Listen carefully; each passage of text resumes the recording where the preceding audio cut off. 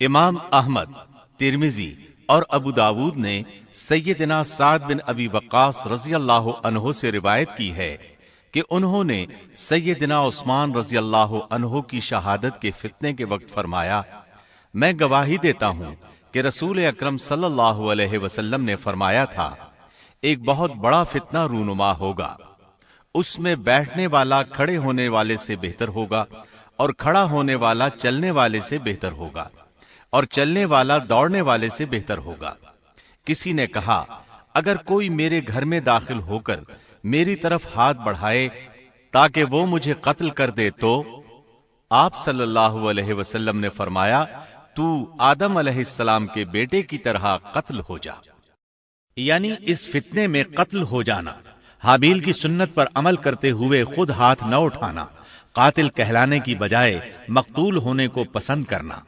اسی طرح مسند احمد کی ایک روایت میں ہے، رسول اللہ صلی اللہ علیہ وسلم نے فرمایا، دنیا میں جب بھی کوئی ظلم سے قتل ہوتا ہے تو اس کا گناہ آدم علیہ السلام کے پہلے بیٹے قابیل کی گردن پر ضرور ہوتا ہے، اس لیے کہ وہ پہلا شخص ہے جس نے ظالمانہ قتل کی ابتدا کی اور یہ ناپاک طریقہ جاری کیا۔ اس حدیث سے اس جرم کی نوعیت کا بخوبی اندازہ ہوتا ہے کہ اللہ تعالیٰ نے اس کو صرف ایک قتل قرار نہیں دیا بلکہ اس کو ایک گھناؤنی حرکت قرار دیا۔ قیامت تک آنے والے لوگ جو اس گناہ کے مرتکب ہوں گے ان کا کچھ گناہ قابیل کے حساب میں ڈالا جائے گا۔ حابیل کو قتل کرنے کے بعد قابیل نے اپنی بیوی کو ساتھ لیا اور دور دراز نرم زمین کے پاس جا کر رہائش پذیر ہو گیا اور آدم علیہ السلام کے سامنے تک نہ ہوا۔ آدم علیہ السلام پہاڑوں کے قریب ایک بستی میں رہ رہے تھے، یہ ان سے بہت دور جا بسا تھا۔ اس طرح قابیل کا آدم علیہ السلام سے رابطہ بالکل ختم ہو گیا اور اس سے ایک نئی نسل کی ابتدا ہوئی۔ فحاشی اور اریانی کو ان کے ہاں عروج حاصل تھا۔ عبادت یہ لوگ اگرچہ اللہ ہی کی کرتے تھے لیکن آدم علیہ السلام کی شریعت کے خلاف بے حیائی کے دل دادا تھے۔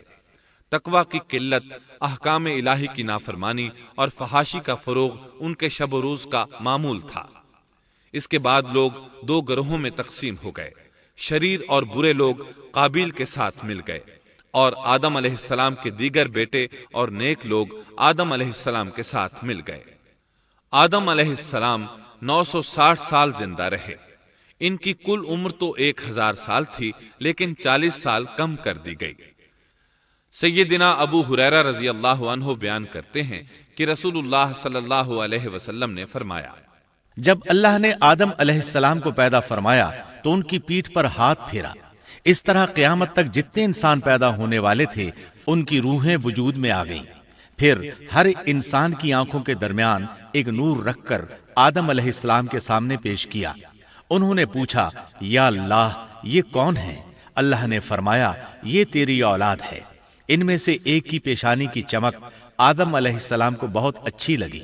انہوں نے پوچھا، یا اللہ یہ کون ہے؟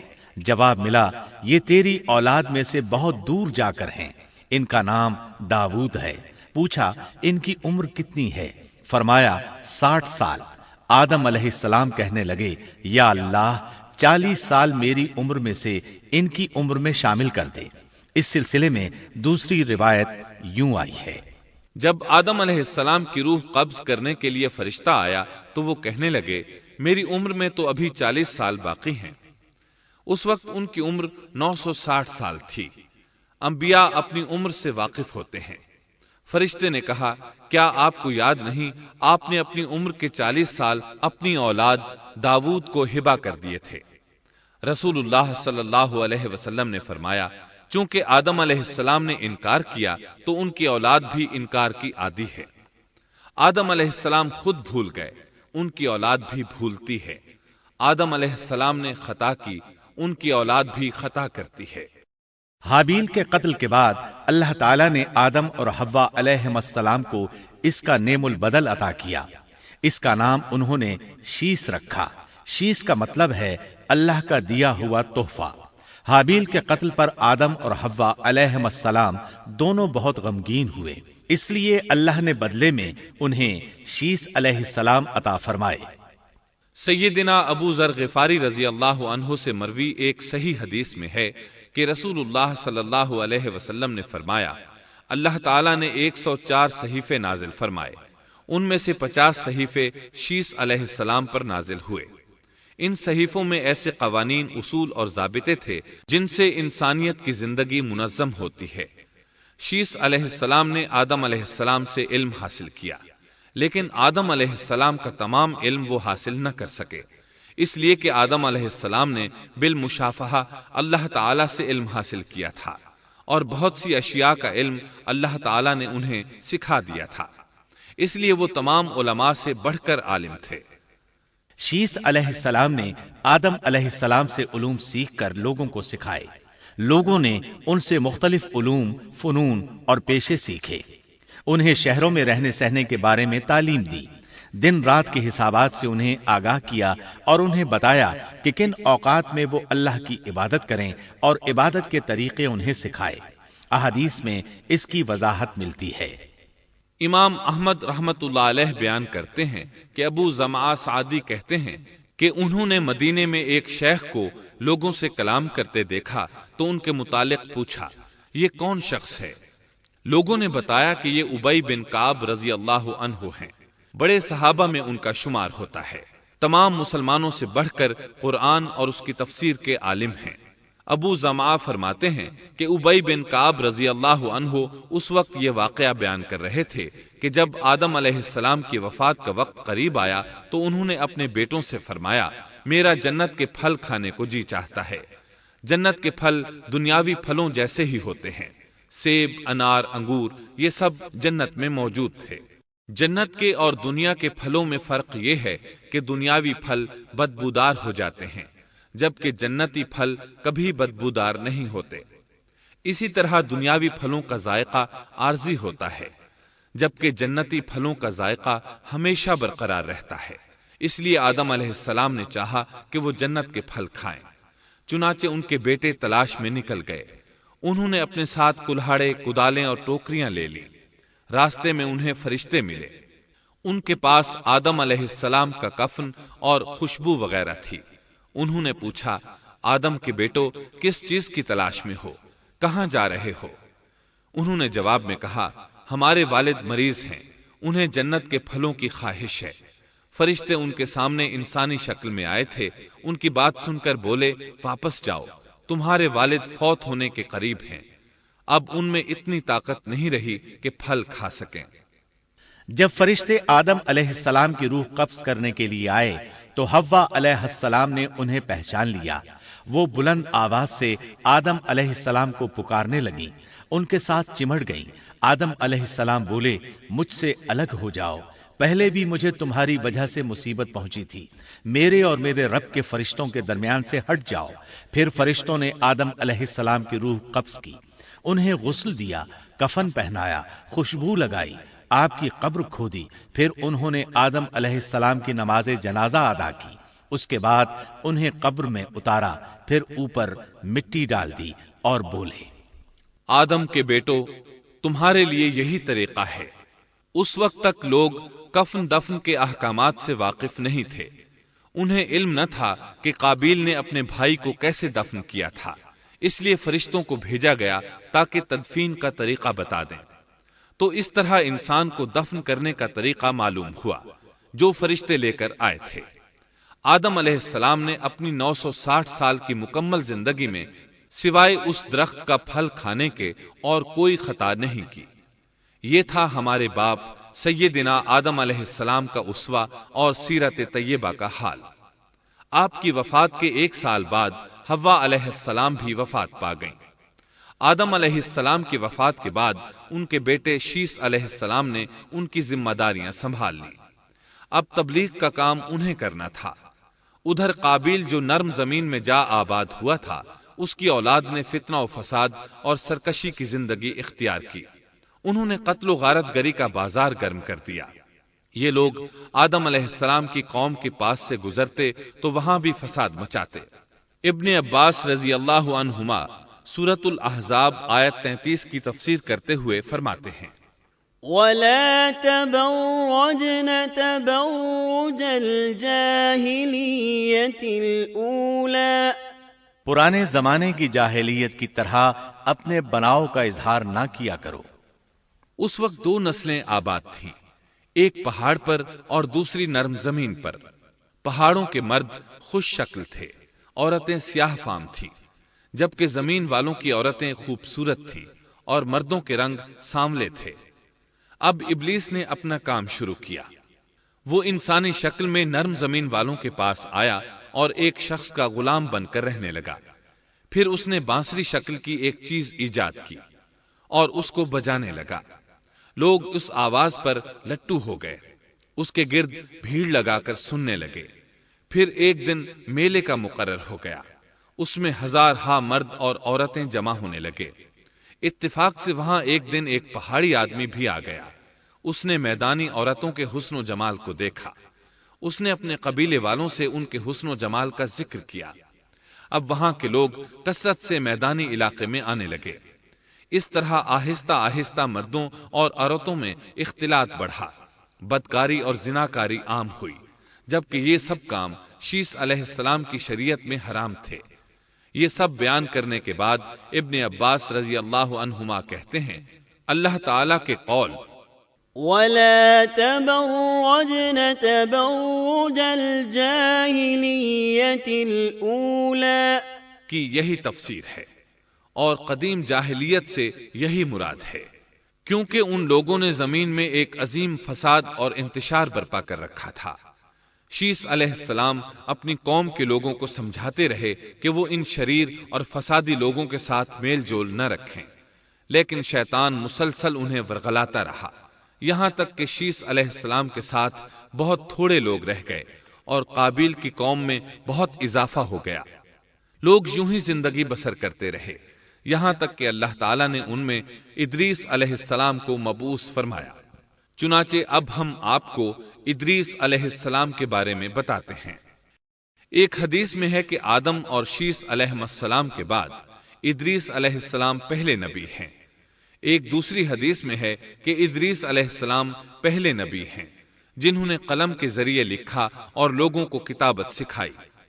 हाफिज इब्ने कसीर ने उनका हुलिया कुछ यूं बयान किया है, पूरा कदो कामत, खूबसूरत, खूब रू, घनी दाढ़ी, उम्दा औसाफ के मालिक, चौड़े कंधे, मजबूत हड्डियां, दुबले पतले, सुरमगी चमकदार आंखें, गुफ्तगू बावकार, खामोशी पसंद, संजीदा और मतीन, चलते हुए नजर नीची, इंतहाई फिक्र खौज के आदि, गुस्से के वक्त सख्त गजबनाक, बातें करने में शहादत की उंगली से बार बार इशारा करने के आदि।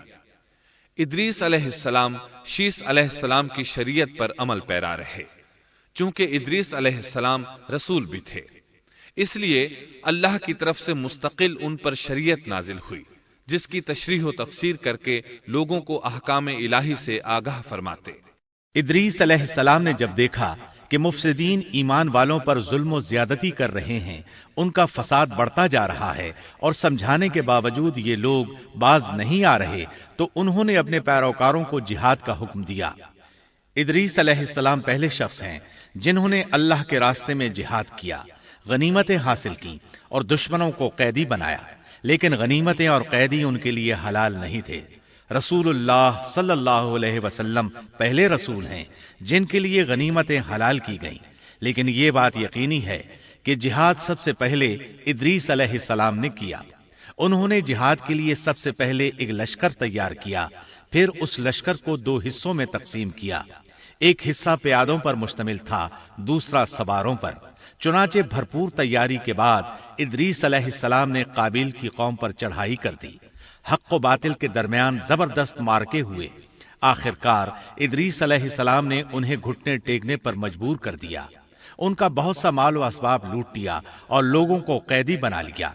अल्लाह ताला ने इन तमाम बातों का जिक्र नहीं फरमाया, बल्कि अल्लाह ने उनकी सीरत के बारे में अपनी किताब कुरान मजीद में इशारतन जिक्र फरमाया है। मसलन सूरह मरियम आयात 56 और 57 में इरशाद होता है, واذكر في الكتاب إدريس إنه كان صديقا نبيا ورفعناه مكانا عليا۔ اور اس کتاب میں ادریس کا بھی ذکر کر، وہ بھی نیک کردار نبی تھے، ہم نے انہیں بلند مقام پر اٹھایا۔ ان کے بلند مرتبے کے بارے میں بخاری اور مسلم میں حدیث موجود ہے کہ نبی کریم صلی اللہ علیہ وسلم نے فرمایا، میں نے معراج کی رات چوتھے آسمان پر ادریس علیہ السلام سے ملاقات کی، وہ چوتھے آسمان پر بلند مقام پر فائز تھے۔ ابن جریر نے ایک روایت بیان کی ہے، وہ روایت اس بات کی وضاحت کرتی ہے کہ اللہ تعالیٰ کے ارشاد وَرَفَعْنَاهُ مَكَانًا عَلِيًّا سے کیا مراد ہے، اس کا کیا مفہوم ہے؟ ابن جریر کے علاوہ دیگر بڑے بڑے مفسرین اور مورخین نے بھی اس روایت کو ذکر کیا ہے، لیکن اس کی کوئی صحیح سند نہیں مل سکی۔ وہ روایت یہ ہے۔